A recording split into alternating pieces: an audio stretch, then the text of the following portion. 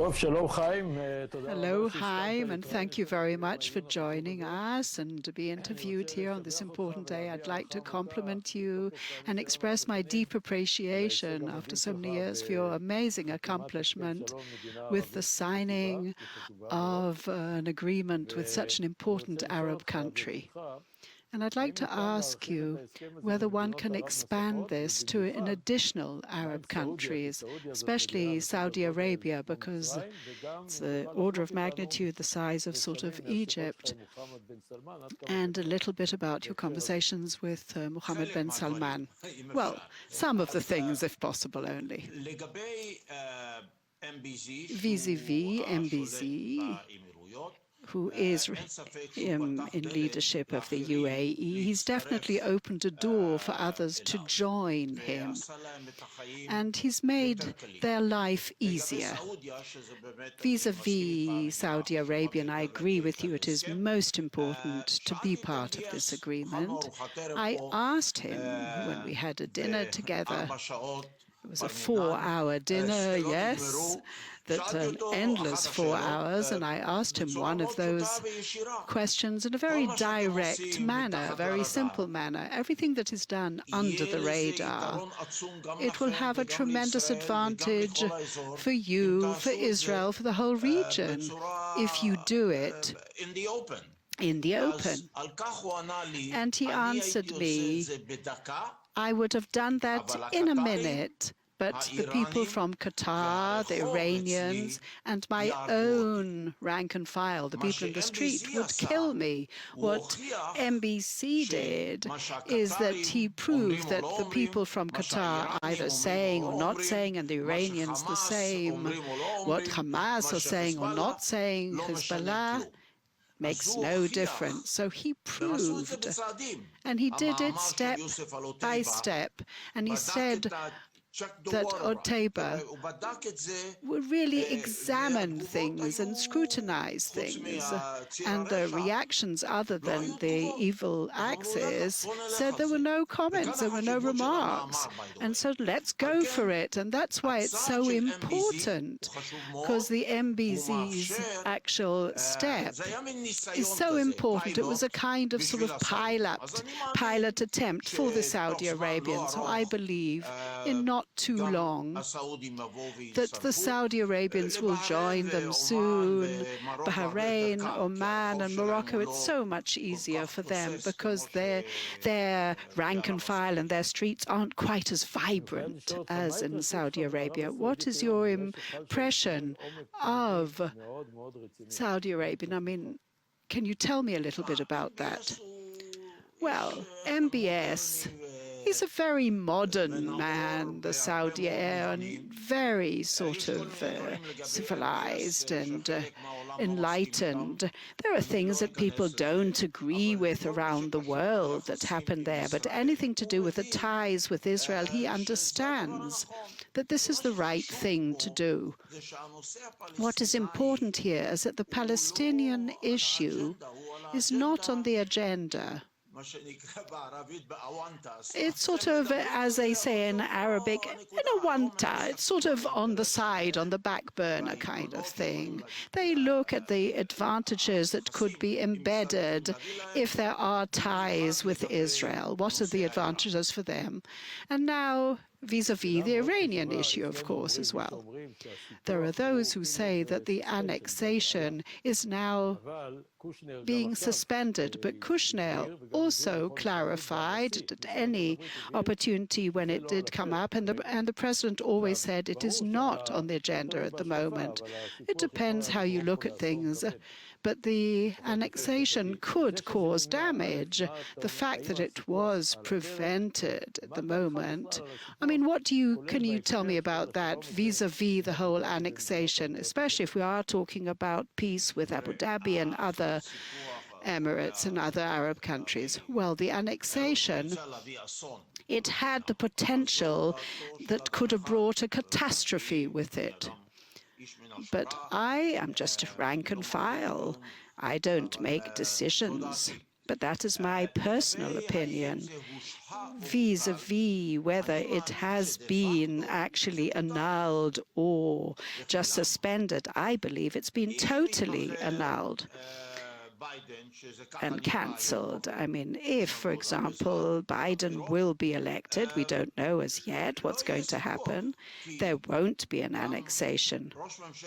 Because even the Prime Minister of Israel said that it will be in coordination with the United States. And Biden has said unequivocally that he is against it. So if Biden is elected, then the annexation is dead. But let's say that Trump is going to be elected. It doesn't seem that way today. Jared is still there, and the Emirates are still there. Can you envision a situation wherein someone will annex various territories in the West Bank, and the ambassadors will remain where they are, and everything will be sort of rosy and pink, and everything will carry on as if nothing has happened? No, it will destroy this enormous fantastic asset now of this peace agreement. I believe in Greater Israel, and from the sea to the Jordan, I believe in that. Yes, it is Jewish land. That is my belief as well. But there are 2.5 million Palestinians there. What are we going to do with them?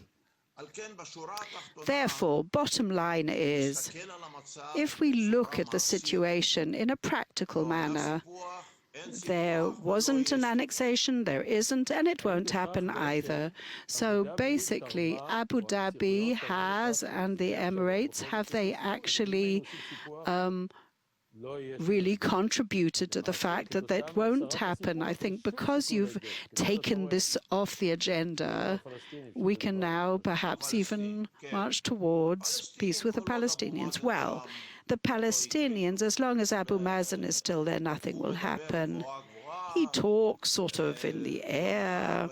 One day he says this, and then he says something contradictory this following day. Nothing will happen while he's there. You can see the facts in the field. They are there. And over the last years, they have proven to us that he is not the man who will actually create that peace. I believe that someone will come and there will be peace. But from our side, there will be a person who peace will be important for, rather than control over the territories, etc.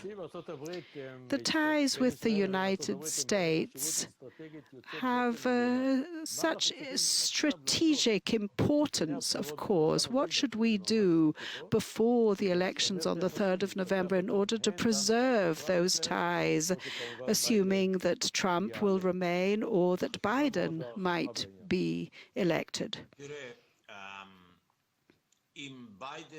If Biden is elected, that's one kind of policy. If Trump is elected, that's a different policy. Therefore, I think that the right thing to do is from now until the 3rd of November, don't rock the boat. Just let sleeping dogs lie. Just leave things as they are at the moment.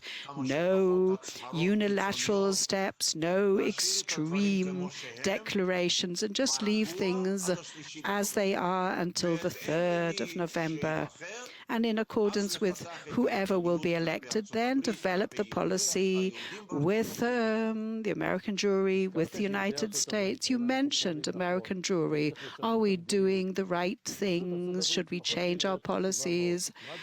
What do you, after all, they are so important. What do you think we ought to do vis-a-vis that in order to preserve these really extraordinary ties with American Jewry? Most of them are Democrats, liberals.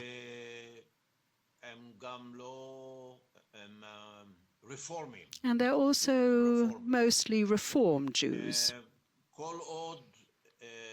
As long as the policy of the government is dictated by political needs that are clear to all of us. It's very problematic. If the ties with the United States, the conversion and the Wailing Wall issues, I don't need to refresh your memory about these issues, then it is a problem if those things continue, more so than with the administration in the United States. I don't know how one can unravel this kind of knot that we find ourselves in. After all, things are dictated by the members of the coalition that have various sort of opinions about the world that are totally contradictory to the American jury. It's very problematic. How can you sort of calm this all down and solve this issue? I'm afraid, I have no idea. You have tremendous experience with Egypt. And I'm not only talking about your own personal background. How do you envision Egypt at the moment after so many years and such deep ties?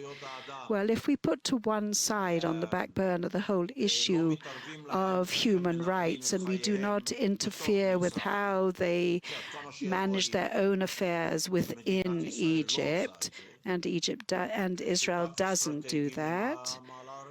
After all, we are a strategic partner, a first-class one. So when I met with Sisi just last year, he spoke about Israel as his ally. And of course, and I believe that we truly are. Egypt is truly a very important ally of Israel. And I will leave you with an anecdote. I was there with the head of the Muhabarat. He was sitting on my right-hand side, and I was there with Sisi, and he looked at me and he said in Arabic, "You're not an American, you're an Egyptian." So I pointed at the head of him and I said, "You're from Alexandria and I'm from Alexandria." And he continued in Arabic. And I called the president of Egypt a falach, a farmer. Oh boy, I won't leave here alive. I'll be assassinated. Oh, my goodness. I actually got onto the plane and I was petrified. But no, he actually burst out laughing and he accepted it beautifully and welcomed my comment. So thank you very much. You've left us with tremendous knowledge and insight. So thank you very much, Mr. Haim Saban. Thank you very much.